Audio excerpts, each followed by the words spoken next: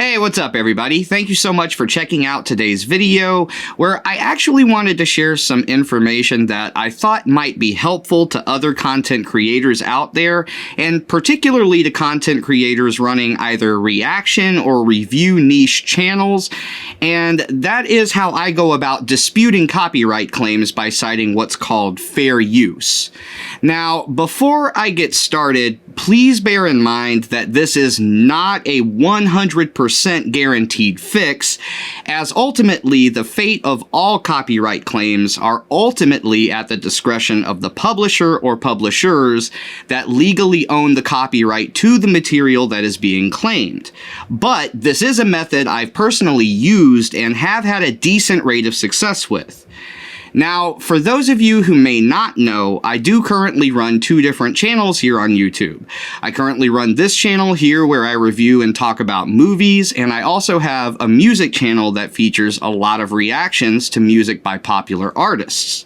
And for a lot of content on both of these channels, I tend to feature a lot of copyrighted material in my videos, and will more often than not receive a copyright claim, just like the one I have for my most recent upload on my music channel right here, where I'm reacting to a song called The Gordian Knot by an artist called Animals as Leaders. Now, it's true that I'm about to show you the process that I undergo for my music reactions, but believe me whenever I tell you that all of the exact information applies to the movie review and movie discussion content here on this channel as well. The only difference will be the wording used in the rationale statement we need to provide at the very end of the process, but I will show you both examples of that. So what happens is, whenever content creators try to use copyrighted material, the majority of the time the YouTube ID system will be able to detect the copyrighted material found in the video, and will issue a copyright claim for the video so that all potential revenue that the video might earn will automatically be directed to the publisher who has legal ownership of the copyright.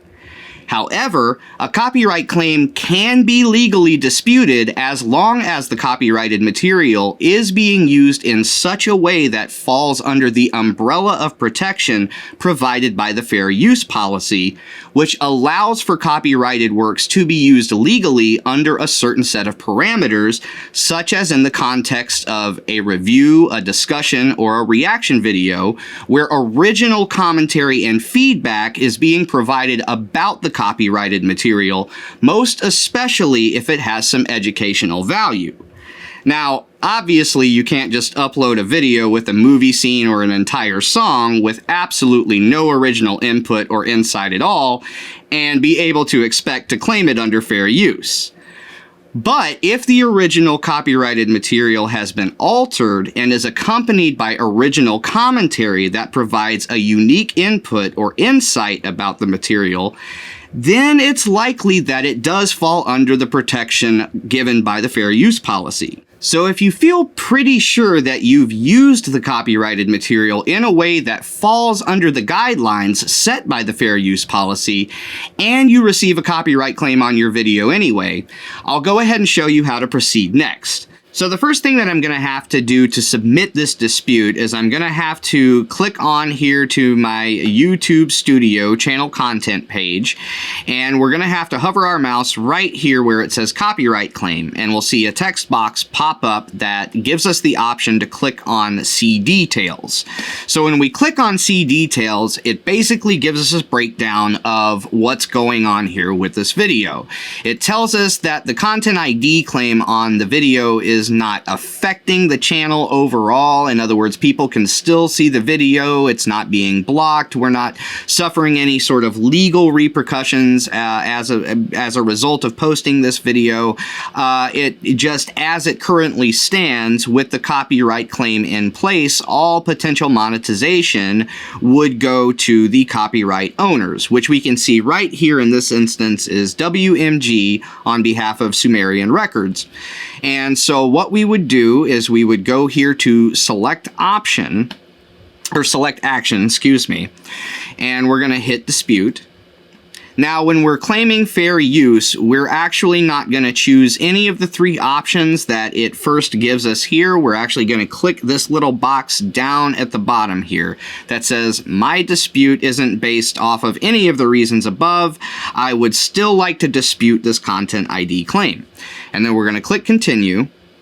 And we're given a list of options here, and we're going to click on the third option down, which says copyright exception, such as fair use. And you can see what it says right here. It says, I have significantly transformed the content claimed in my video. The video is protected by fair use, fair dealing, or similar exceptions to copyright. We're going to go ahead and click on that bubble because we believe that our video falls under the context of those guidelines. And then we see here that it just gives us kind of its own explanation of the policy of fair use and how the process works, letting us know that it is different in each case and that ultimately, again, it is up to the publisher whether or not they recognize your claim for fair use and whether or not it falls into the guidelines as they legally understand it. But if you read through all this and you feel that, again, that your video falls in under the umbrella of protection of the fair use policy, we're going to go ahead and click this box that says, I believe my video is protected under fair use, fair dealing, or similar exceptions to copyright. We go ahead and click continue. And now this is the part in the process where it's going to differ depending on whether or not I'm submitting a dispute for my movie channel or for a reaction on my music channel. Because this is my movie channel, I am going to go ahead and use this part to pretend as if I'm submitting a dispute for a movie review. So what we're going to do in the instance of a movie review is right here where it asks us type of reuse. You can see that it tells us to select the type, and it gives us a list of multiple options. And one of the several options that we are given is review. So let's go ahead and click on review. Now is where we provide our statement of rationale. You can see it asks us right here, why is your use of the claimed content an example of fair use? So I click over to Google Docs where I have a document that I've created and have pre-arranged all of my statements of rationale. And again, I've kind of altered it a little bit over time to try to ensure better results. And as of right now, this is what I have for each given scenario. Now, again, we're pretending as if I'm submitting this dispute for a movie review, so in that instance, I would select this second blurb right here, and I would go ahead and copy and go ahead and put it over here. I'd paste it into this box.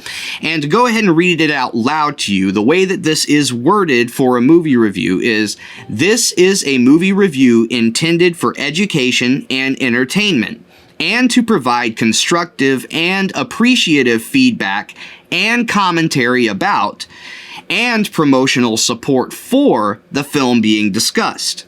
The film is protected by copyright, and all of its rights belong to its respective owners. I have no intention to claim the film as my own content. After we have read through this statement of rationale, making sure that it is worded to our liking, we go ahead and we check all three of these boxes because, again, we feel like we are in compliance with all of these. And then we go ahead and sign our legal name, usually a first and last name. So I would sign my name, and then I would hit submit. Now, I'm not going to do that right this second because, again, this is for my music channel, and really this is a dispute for a music reaction, so I need to go back and actually select the appropriate statement of rationale as well as the appropriate type of reuse. And as we can see here, the monetization status is now in escrow, and if we hover our mouse over there, we can see a box that says, your video will continue to earn revenue until the outcome of your dispute is final. Revenue generated during the dispute period will be paid to the appropriate party. So basically, your monetization is in escrow status until the dispute gets resolved. I am going to go ahead and show you an email of what it looks like when this process is successfully executed and the publisher releases the copyright claim based off of your dispute. So as you can see right here, I've got an email from YouTube right here about one of my most recent movie reviews. And you can see right here it says, "Hi Multimedia Mega Fan, good news. After reviewing your dispute, Warner Brothers Films has decided to release their claim on your YouTube video. So if you submit a dispute and it is successful, you will receive an email letting you know that the publisher has decided to release their claim." Now there are two other possible outcomes after the dispute has been submitted. Firstly, the dispute will remain active for 30 days, giving the publisher enough time to respond. Now, if the publisher responds and releases the claim, you will get an email immediately like the one that I just showed you. However, in some instances, the publisher won't review the email and the dispute will just sit for 30 days. If that happens, then post those 30 days, the dispute is considered won by default and the monetization will be awarded to your video based on their lack of response. Now, the third outcome that can happen is that the publishing company can receive the email, review your video, and ultimately determine that they do not agree with your claim for fair use. And in that case, they will usually just deny your eligibility for monetization, but in the very worst case scenario, they can block the video altogether, which can be a real drag when that happens. Fortunately, that has only happened to me twice so far and has only happened when trying to react to one particular band. And as I have come to understand, that particular publishing company for that band is just very, very, very, very strict when it comes to their copyright claims. But all in all, I've had a decent run of success with using this method to dispute copyright claims under fair use. Now, when it comes to the movie review channel, I have been successful in getting every single one of my copyright claims released as of this point in time. However, on the music channel, it has been a little more hit and miss depending on the publisher and which publishers are or aren't more or less likely to release their claims. But again, it is something that as I've slightly amended my language over time in my statement of rationale, it seems that I have seen more and more favorable results as time has gone on. And as you can see here, not every single one of them becomes eligible. You can see right here my reaction to Iron Maiden was ineligible, but my reaction to Eric Johnson is being monetized. My reaction to Another Animals as Leaders tune is being monetized, whereas Genesis, I've got a reaction to a song called The Musical Box by Genesis, and this video is ineligible for monetization, but right under it, I've got a song that I'm reacting to by a band called Snarky Puppy, and that video is being monetized. So I just thought that it might be helpful to share this information to other content creators out there, specifically content creators who are trying to do either review or reaction based type content. If you enjoyed this video and you got some value out of it, please hit that like button. And if you enjoy movies and want to check out some of the cool movie related content we have here on the channel, please consider subscribing so you don't miss out on any of that.